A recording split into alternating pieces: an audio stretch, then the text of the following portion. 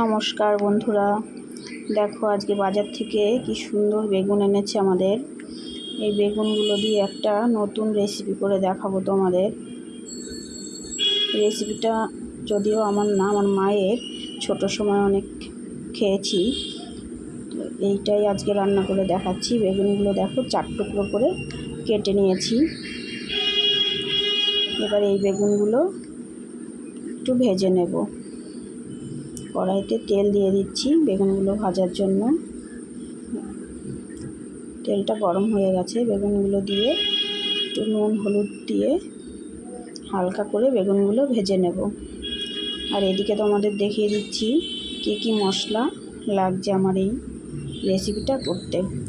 পেঁয়াজ, টমেটো, আদা, রসুন, কাঁচা লঙ্কা আর কাজু কিশমিশ। কিন্তু কাঁচা লঙ্কা আর কাজু কিশমিশটা আলাদা পেস্ট করব, আর বাকি মশলাগুলো সব পেস্ট করে নেব।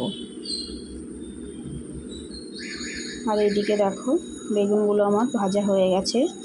বেগুনগুলো তুলে নিচ্ছি।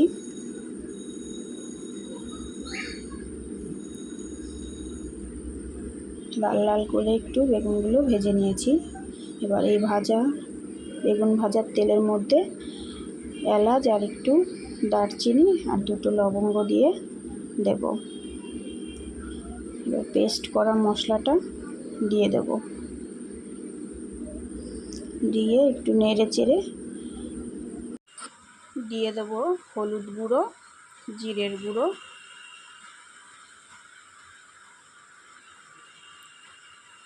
আর পরিমাণ মতো নুন।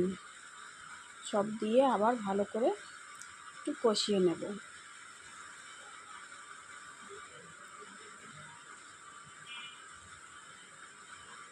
দিয়ে দেবো একটু কাশ্মীরি লঙ্কার গুঁড়ো।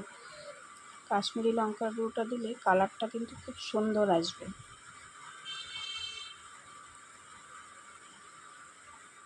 ভালো করে কষিয়ে নিচ্ছি।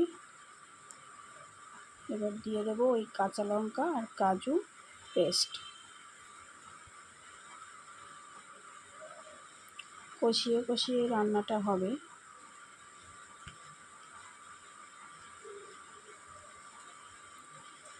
মিক্সির বাটি ধুয়ে যে জলটা রেখেছি, সেই জলটা অল্প অল্প করে দেবো আর কষাবো।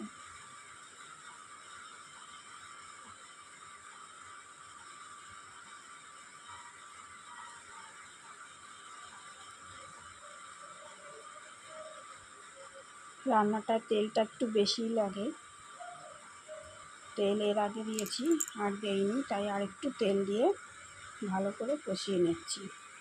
এবার ভেজে রাখা বেগুনগুলো দিয়ে দেবো।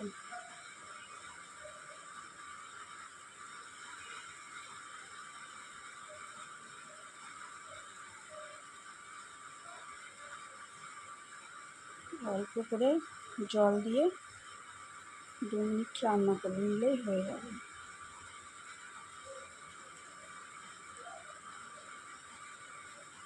অল্প একটু চিনি দিলাম।